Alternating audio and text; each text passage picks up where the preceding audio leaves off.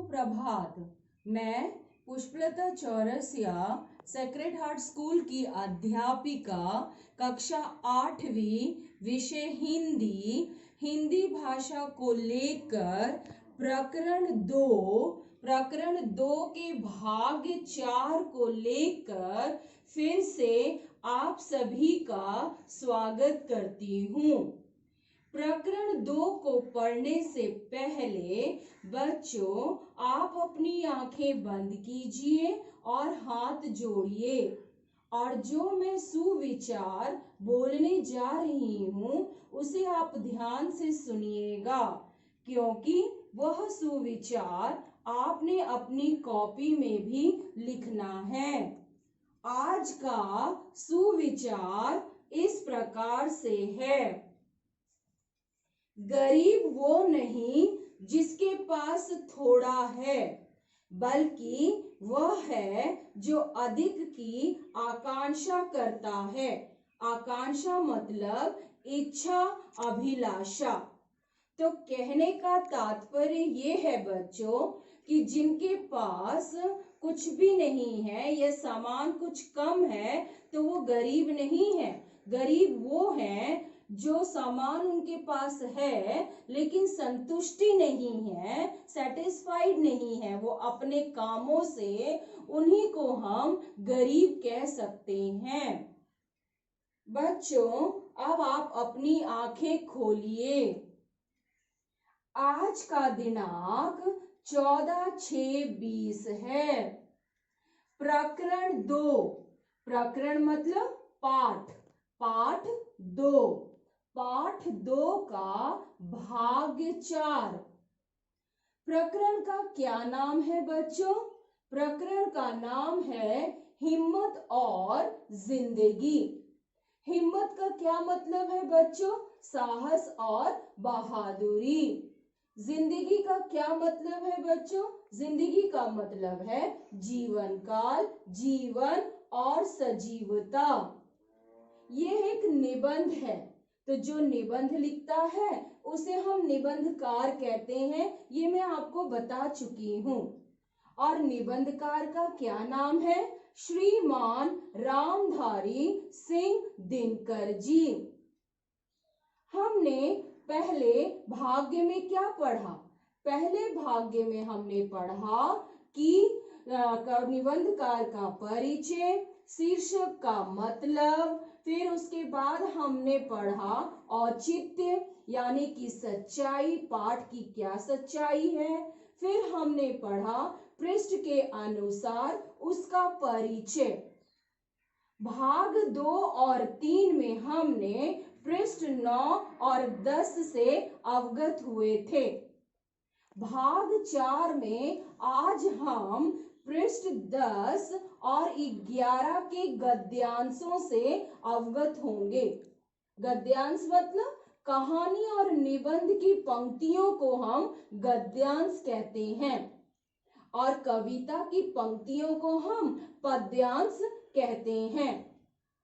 तो बच्चों आप अपनी किताबें खोलिए, हाथ में पेंसिल रखिए और जो मैं पढ़ रही हूँ उसे आप ध्यान से सुनिएगा, मेरे उच्चारण को ध्यान से सुनिएगा, उसे मन में दोहराइएगा और जिस चीज को मैं रेखांकित, जिस शब्द को, कहने का तात्पर्य है जिस शब्द को रेखांकित करने के लिए कहूंगी उसे आप रेखांकित करिएगा।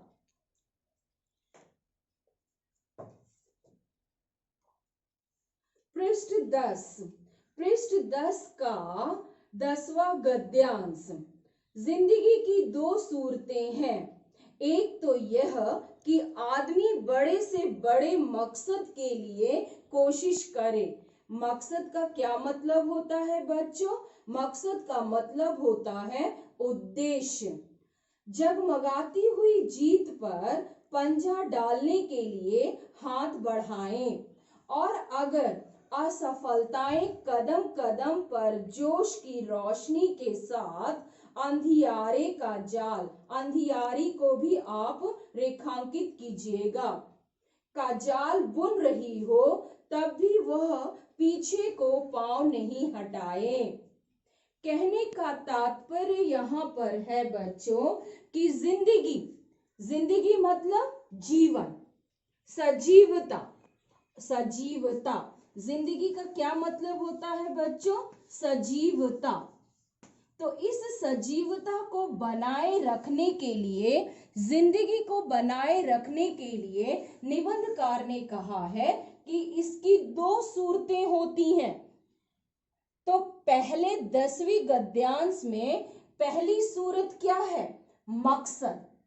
क्या है? मकसद। यानी कि आप इस चित्र में देखिए, ये किस तरीके से ये चित्र में दोनों हाथों को फैलाए हुए हैं, यानी ये अपने लक्ष्य के प्रति सजीव हैं। जो इनका लक्ष्य है कि जिंदगी में हमें क्या बनना है, उनका क्या एम है, उसके लिए उन्होंने प्रयत्न किया है, प्रयास किया है, अभ्यास किया है। भले ही कभी कभी उनको अपनी जिंदगी में असफलताएं ही क्यों ना मिले। तो निबंधकार कहते हैं मकसद। मकसद का क्या मतलब होता है बच्चों? मकसद का मतलब होता है उद्देश्य। मकसद का क्या मतलब होता है? उद्देश्य। तो उस उद्देश्य से आपको कभी भी अपनी जिंदगी से पीछे नहीं हटना चाहिए। जो भी आपका उद्देश्य है, जो भी मकसद है, उसे आपको अपनी जिंदगी में परिश्रम, अभ्यास, मेहनत, साहस और बहादुरी से उसे पूरा करना है। चाहे आपके रास्ते में जीत हो या ना हो, भले ही आप बार बार हार हो रही हो आपकी, आप पूरा दिन काम कर रहे हैं, बड़ी ईमानदारी से काम कर रहे हैं, साहस के साथ काम कर रहे हैं, बहादुरी के साथ काम कर रहे हैं, लेकिन फिर भी कभी कभी सफलताएं नहीं मिलती। कई बार मेहनत करने वाले व्यक्ति को सफलताएं नहीं मिलती, असफलताएं ही मिलती रहती हैं। लेकिन हमें अपने मकसद से डगमगाना नहीं है, अपने उद्देश्य से कभी भी नहीं डगमगाना चाहिए, क्योंकि आपका उद्देश्य आप ही जानते हो कि आपने अपनी जिंदगी में क्या करना है, आपका मकसद क्या है। कई लोग, कोई पढ़ने में तेज होता है, कोई गाना गाने में तेज होता है, कोई डांस करने में तेज होता है। हर एक का अपना अपना मकसद होता है।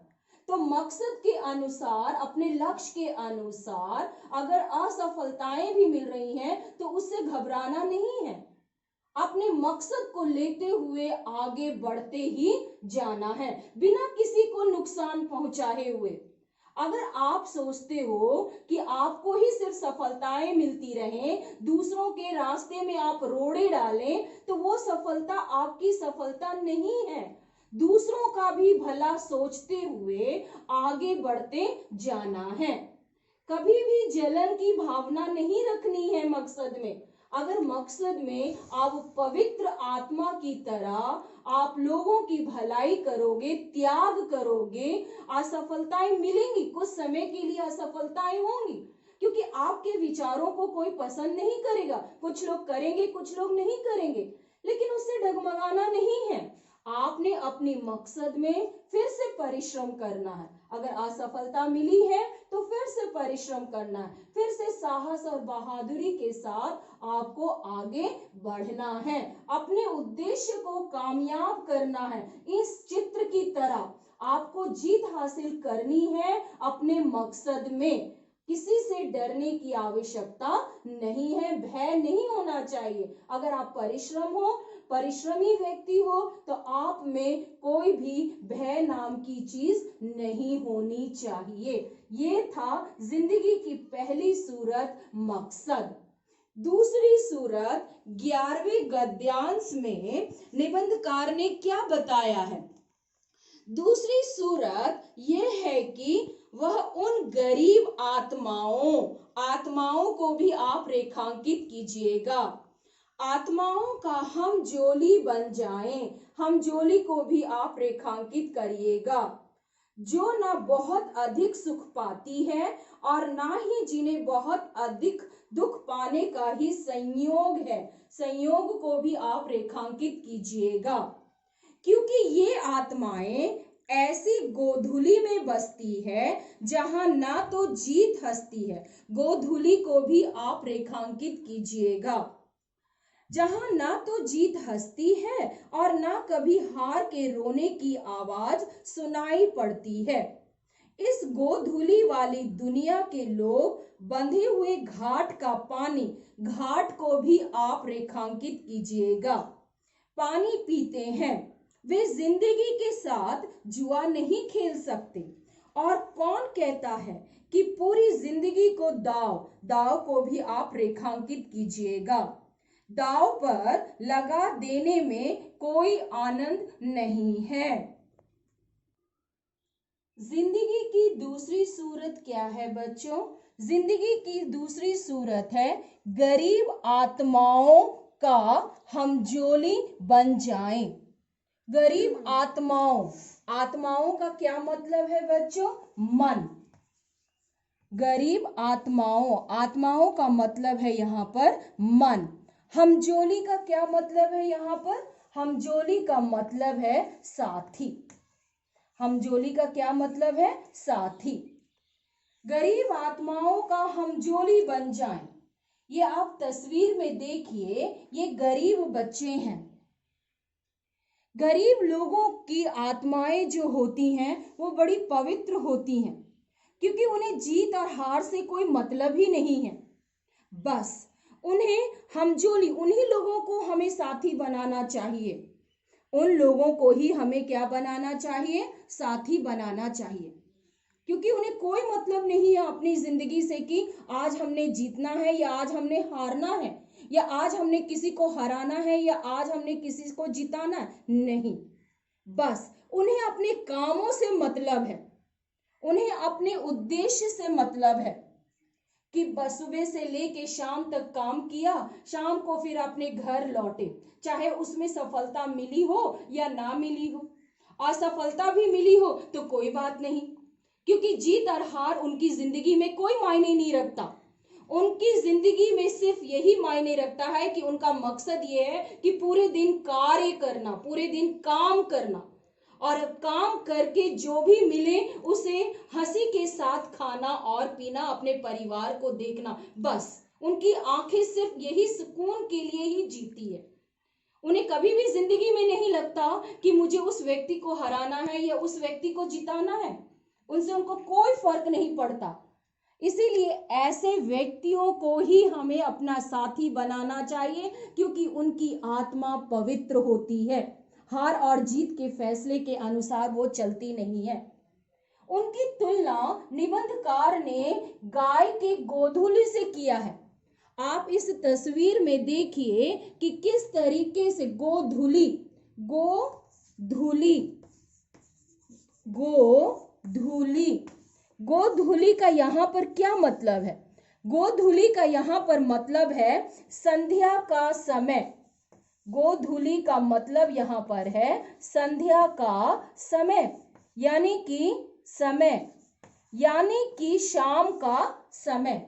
यानी सुबह से लेकर शाम तक गाय चरती है, और जब वो वापस आती है तो वो अपने पैरों, यानी कि आप ये पैर देखिए, इनके जो नीचे वाले जो तलवा है, इस तलवे से वो धूल को फेंकते हुए आ रहे हैं, पीछे की तरफ छोड़ते हुए आ रहे हैं। आप देखिए तो धूल उड़ाते हुए आ रहे हैं, और ये जो धूल है उसी के साथ उन्होंने पूरे दिन क्या किया, सब कुछ धूल के साथ खत्म हो जाता, पीछे छोड़ के आ जाते हैं। बस आप जो पीछे छोड़ के आते हैं, उन्होंने अपने घर में आके क्या करना है, बस सोच वहीं तक रहती है उनकी। बाकी पूरे दिन उनके साथ क्या बीता, हारे जीते, कैसे हुआ, किसने क्या किया, उन्हें कोई मतलब नहीं है। वो धूल के साथ, अपने धूल के साथ छोड़ के आ जाते हैं, क्योंकि जब वो घर आते हैं तब वो घर आकर, यानी संध्या का समय, सभी लोग लौट कर आते हैं। चिड़िया चहचहा के घर को लौटती है शाम के समय में, आसमान में आप उड़ते हुए देखते हैं। गाय वगैरह भी जो चर के आती है वो शाम को वापस आती है। गोधूल यानी धूल में उड़ाती चली जाती है अपनी हार और जीत को, उनसे कोई मतलब नहीं है, आगे की तरफ बढ़ती चली जाती। उसी प्रकार गरीब लोगों का मकसद होता है। गरीब अपने मकसद में सिर्फ हार और जीत को लेकर नहीं जीते हैं, वो अपने मकसद में बस लोगों को साथी बनाते हुए अपने काम पे ध्यान देते, परिश्रम करते हैं, मेहनत करते हैं। सारा का सारा जो भी उनकी कमाई होती है वो परिश्रम और मेहनत की होती है। हार और जीत से उनको कोई मतलब नहीं है। उसी तरीके से बच्चों, हमें भी अपनी जिंदगी में बनना है कि अपने मकसद पे सिर्फ ध्यान देना है, और मकसद पे ध्यान देते हुए चाहे उसमें असफलताएं क्यों ना मिल रही हो, फिर भी अपने मकसद पे ध्यान देते हुए आगे बढ़ते जाना है। अगला गद्यांश बच्चों, अगर रास्ता आगे ही आगे निकल रहा हो तो फिर असली मजा तो पांव बढ़ाते जाने में ही है। साहस की जिंदगी सबसे बड़ी जिंदगी होती है। ऐसी जिंदगी की सबसे बड़ी पहचान यह है कि वह बिल्कुल निडर, बिल्कुल बेखौफ होती है। साहसी मनुष्य की पहली पहचान यह है कि वो इस बात की चिंता नहीं करता कि तमाशा देखने वाले लोग उसके बारे में क्या सोच रहे हैं। जनमत की उपेक्षा, जनमत को आप रेखांकित कीजिएगा। जनमत का क्या मतलब होता है बच्चों? जनता द्वारा दिया गया, जनता द्वारा दिया जाने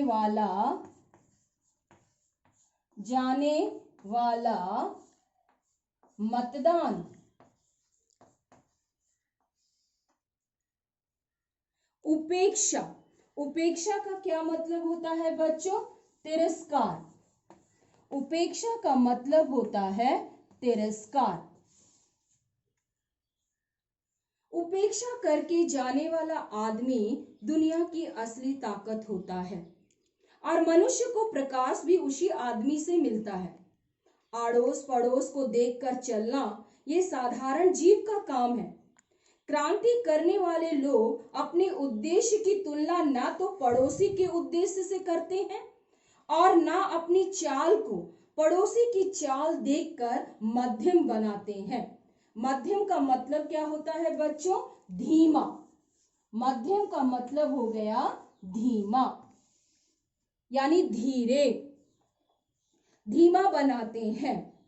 साहसी मनुष्य उन सपनों में भी रस लेता है जिन सपनों का कोई व्यवहारिक अर्थ नहीं है। व्यवहारिक को आप रेखांकित कीजिएगा। कहने का यहाँ पर तात्पर्य यह है कि बच्चों, कि जिनका रास्ता, जिनका मकसद बिल्कुल साफ होता है, वो अपने पांव आगे ही बढ़ाते जाते हैं। जैसे आप इस तस्वीर में देखिए, ये चींटी है, उसे उसका मकसद है कि मुझे पार करना ही करना है, उस पार जाना ही जाना है, तो वो अपने मकसद के में आगे पांव बढ़ाते ही जाते हैं, चाहे असफलताएं ही क्यों ना आ रही हो। आप दूसरी तस्वीर में देखिए कि समुद्र की लहरों से ऊपर उठ रहे हैं, इन्हें ऊपर उठना ही है, किसी को बचाना ही है, तो ये इनका मकसद है। और अगर आपने मन में अपने उद्देश्य के प्रति पूरे हो गए हो तो आप अपने मकसद से कभी भी नहीं हटोगे, और जब आप अपने मकसद से नहीं हटोगे तो देखना आपका रास्ता अपने आप आगे चलता जाएगा, चींटियों की तरह आगे चलता जाएगा, ऊपर उठते ही जाओगे, नीचे कभी भी नहीं गिरोगे, लेकिन फिर अगर क्यों ऊपर उठते चले जाओगे? क्योंकि आपका उद्देश्य है ऊपर उठना, किसी को बिना नुकसान पहुंचाए हुए। और साहसी मनुष्य की जिंदगी सबसे बड़ी जिंदगी होती है अगर वो बिना निडर और बेखौफ होकर अपने उद्देश्य को लेकर आगे बढ़ते ही चाहते हैं, किसी को बिना नुकसान पहुंचाए हुए। वो कभी भी अपने आड़ोस पड़ोस यानी कि उनके नेबर क्या कर रहे हैं उनकी तरफ बिना ध्यान दिए हुए, जो उनका मकसद है, जो उनका उद्देश्य है, सिर्फ उसी की तरफ ध्यान देते हैं। लेकिन आजकल की क्या जिंदगी है? अगर पड़ोसी लोग टीवी ले आए तो हम भी टीवी ले आए, अगर उन लोगों ने फ्रिज लाया तो हम भी फ्रिज ले आए, यानी कि प्रतियोगिताएं की भावनाएं चलती रहती हैं।